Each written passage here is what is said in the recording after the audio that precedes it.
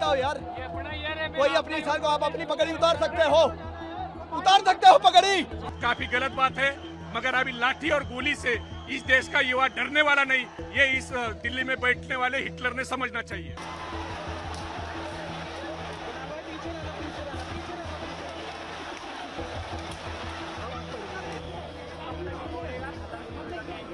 ഒരു തവണ പോലും ഈ സമരത്തെ ഒരു ചർച്ചാ വേദിയിലേക്ക് എത്തിക്കാനോ അല്ലെങ്കിൽ ഒരു സമവായത്തിന് ശ്രമിക്കാനോ ആരും തന്നെ ഉണ്ടായിരുന്നില്ല.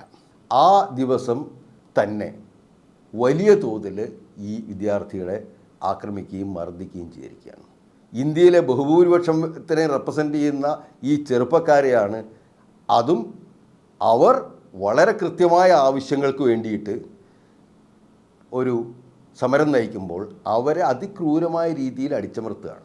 ഇതൊരിക്കലും ജനാധിപത്യ സമ്പ്രദായമേ അല്ല.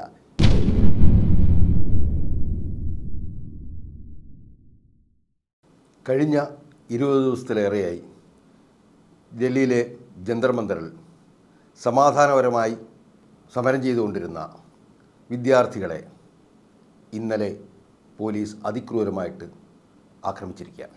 എന്തിനായിരുന്നു ഈ വിദ്യാർത്ഥികൾ അവിടെ സമരം ചെയ്തിരുന്നത്? പുതിയ എന്തെങ്കിലും ആവശ്യങ്ങൾ നേടിയെടുക്കാനായല്ല അവർ അവിടെ ഒത്തുകൂടിയത്. 23 ലക്ഷം വിദ്യാർത്ഥികൾ പരീക്ഷ എഴുതിയ നീറ്റ് പരീക്ഷയിൽ NTA നടത്തിയ നീറ്റ് പരീക്ഷയിൽ നടന്ന വലിയ അഴിമതിക്കെതിരെ ആണവർ സമരം ചെയ്തത്.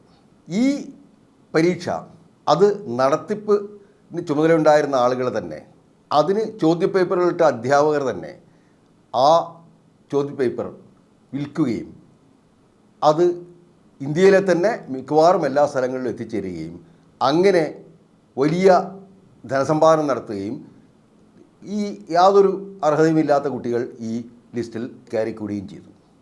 ഇതിൽ സമഗ്രമായ അന്വേഷണവും ഇതിന് ഉത്തരവാദിത്വം ഏറ്റെടുത്തുകൊണ്ട് ധർമ്മേന്ദ്ര പ്രധാൻ എന്ന കേന്ദ്ര വിദ്യാഭ്യാസ മന്ത്രി രാജിവെക്കണം എന്നുള്ള ആവശ്യമാണ് അവർ ഉന്നയിച്ചത്.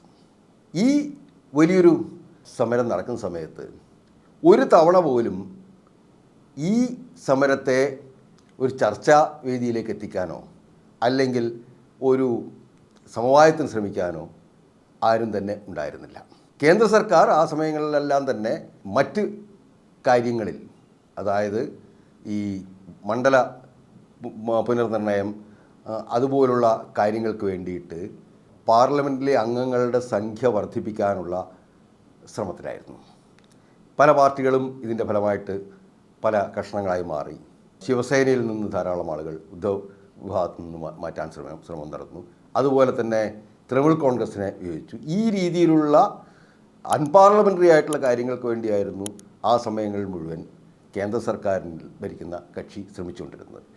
ഇത്തരത്തിൽ ന്യായമായ ഒരാവശ്യം, അതായത് ഈ ഇന്ത്യയിലെ ലക്ഷക്കണക്കിന് വിദ്യാർത്ഥികളുടെ ഭാവിയെ എടുത്ത് ഇല്ലാതാക്കിയ ആ ഷോക്കിൽ ആത്മഹത്യ ചെയ്ത കുട്ടികളുണ്ട്. അതുപോലെ തന്നെ ഈ വലിയൊരു വിഭാഗം രക്ഷിതാക്കൾ ഈ മക്കളെ പഠിപ്പിക്കാൻ വേണ്ടിയിട്ട് ചിലവാക്കിയ വലിയ തുക, എൻട്രൻസ് കോച്ചിങ്ങിന് വേണ്ടി ചിലവാക്കിയിട്ടുള്ള തുക, ഇതെല്ലാം നഷ്ടപ്പെട്ടു. അതിനു പുറമെ ഇത്തരത്തിൽ വളരെ പ്രധാനപ്പെട്ട ആരോഗ്യ മേഖലയിലേക്ക് യാതൊരു കഴിവുമില്ലാതെ പിൻവാതിലിലൂടെ ചോദ്യപേപ്പറുകൾ വില കൊടുത്ത് വാങ്ങിയിട്ടുള്ളവർ ഡോക്ടർമാരാകുമ്പോൾ വരുന്ന കാര്യങ്ങൾ വേറെ. ഇത്രയും പ്രധാനപ്പെട്ട ഒരു വിഷയത്തിൽ യാതൊരു ചർച്ചയും ഈ വിദ്യാർത്ഥികളായിട്ട് നടത്തിയില്ല. എന്നിട്ട് വിദ്യാർത്ഥികൾ പാർലമെൻറ്റിലേക്കുള്ള മാർച്ച് നടത്തും എന്ന് പറഞ്ഞപ്പോൾ അതിന് അനുമതി നിഷേധിച്ചുകൊണ്ട് ആ ദിവസം തന്നെ വലിയ തോതിൽ ഈ വിദ്യാർത്ഥികളെ ആക്രമിക്കുകയും മർദ്ദിക്കുകയും ചെയ്തിരിക്കുകയാണ്. അതിന് തൊട്ടു മുമ്പ് തന്നെ സോനം വാങ്ചുക് എന്ന ഇന്ത്യയിലെ ഒരു പ്രധാന കൃഷിശാസ്ത്രജ്ഞനായിട്ടുള്ള ഈ സമരത്തിൽ പങ്കെടുത്തുകൊണ്ട് 20 ദിവസമായിട്ട് നിരാഹാരം അനുഷ്ഠിച്ചുകൊണ്ടിരുന്ന ആ വ്യക്തിയെ രാവിലെ തുണി കൊണ്ട് മറച്ച്, ഇതാരും ചിത്രീകരിക്കാതിരിക്കാൻ വേണ്ടി തുണി കൊണ്ട് മറച്ചിട്ട് ബലമായി ആശുപത്രിയിലേക്ക് നീക്കുകയുണ്ടായി. ഇത്തരത്തിൽ തികച്ചും ജനാധിപത്യ വിരുദ്ധമായിട്ടുള്ള കാര്യങ്ങൾ തന്നെയാണ് തുടർച്ചയായിട്ട് ഈ കേസിൽ സംഭവിച്ചുകൊണ്ടിരിക്കുന്നത്. പാവപ്പെട്ട വിദ്യാർത്ഥികളെ മുഴുവൻ അടിച്ച് തകർത്ത് അതിൽ പലരും ഇപ്പോൾ വളരെ ഗുരുതരമായ നിലയിൽ ആശുപത്രിയിലാണ്. അനേകം വിദ്യാർത്ഥികൾക്ക് 50,000 വിദ്യാർത്ഥികൾക്ക് ഒരു പരിക്കേറ്റു. അതിൽ 11 പേരുടെ നില ഗുരുതരമാണ്. ഈ രീതിയിൽ അത് അടിച്ചമർത്തുന്നത് ഇന്ത്യയുടെ ഭാവി വാഗ്ദാനങ്ങളായിട്ടുള്ള ചെറുപ്പക്കാരെയാണ്. ഇന്ത്യയിലെ ബഹുഭൂരിപക്ഷത്തിനെ റെപ്രസെൻ്റ് ചെയ്യുന്ന ഈ ചെറുപ്പക്കാരെയാണ്. അതും അവർ വളരെ കൃത്യമായ ആവശ്യങ്ങൾക്ക് വേണ്ടിയിട്ട് ഒരു സമരം നയിക്കുമ്പോൾ അവരെ അതിക്രൂരമായ രീതിയിൽ അടിച്ചമർത്തുകയാണ്. ഇതൊരിക്കലും ജനാധിപത്യ സമ്പ്രദായമേ അല്ല. ഇത് തികഞ്ഞ ഫാസിസ്റ്റ് രീതിയാണ്. ഈ രീതിയിൽ ആണ് മുന്നോട്ട് പോകുന്നതെങ്കിൽ അത്തരം സംഭവങ്ങൾ ഇന്ത്യയിലെ യുവജനങ്ങൾക്ക് നൽകുന്ന സന്ദേശം എന്താണെന്നുള്ളതാണ് നമ്മൾ പരിശോധിക്കേണ്ടത്. ഇന്ത്യയിലെ പ്രമുഖ സാമൂഹ്യ പ്രവർത്തകരെല്ലാവരും തന്നെ ഈ വേദിയിൽ എത്തിയിരുന്നു. അവരെല്ലാം തന്നെ ഇതിന് പിന്തുണ പ്രഖ്യാപിച്ചുകൊണ്ട് ഇപ്പോൾ ഇന്ത്യയിലെ പ്രതിപക്ഷ രാഷ്ട്രീയ കക്ഷികളും ഈ പ്രസ്ഥാനത്തിനോട് പിന്തുണ അറിയിച്ചിട്ടുണ്ട്. ഞാനിവിടെ വന്നിരിക്കുന്നത് ഈ സ്റ്റുഡൻസിനെ റെപ്രസെന്റ് ചെയ്തിട്ടാണ്, ഈ യങ്സ്റ്റേഴ്സിനെ റെപ്രസെന്റ് ചെയ്തിട്ടാണ്. ഞാനിവിടെ ഡോക്ടറോ എഞ്ചിനീയറോ ആവാൻ പഠിക്കാത്ത ഒരാളാണ്. ആ കാര്യങ്ങളൊന്നും ചെയ്തിട്ടില്ല. ഞാൻ ഇങ്ങനെ ഇത്രയും ബുദ്ധിമുട്ടി ജോലി ചെയ്തിട്ടില്ല. എനിക്ക് ഫിനാൻഷ്യലി ഇങ്ങനത്തെ പ്രശ്നങ്ങളില്ല. ഇവരുടെ കുടുംബത്തിൽ നിന്നും ഇത്രയും ബുദ്ധിമുട്ടുകൾ അനുഭവിക്കേണ്ടി വന്നിട്ടില്ല. വളരെയധികം പ്രിവിലേജിൽ വളർന്നൊരു കുട്ടിയാണ്. ഞാൻ തന്നെ വളരെ ചെറിയ പ്രായത്തിൽ കാശുണ്ടാക്കി എന്റെ ജീവിതം നോക്കിയ ഒരാളാണ്. यूथ का मूवमेंट है, हमारे जैसे लोग साथ खड़े होना, उनके साथ रहना बहुत जरूरी है. वो हमारा अंदर का बात है. देखो ये प्रोटेस्ट कंटिन्यूअस टेंस है, ऐसे नहीं कि एक इवेंट नहीं है. This is the direction. Again उनको मंदिर ले आना है, राम ले आना है, हिंदू मुस्लिम ले आना है. इसमें भी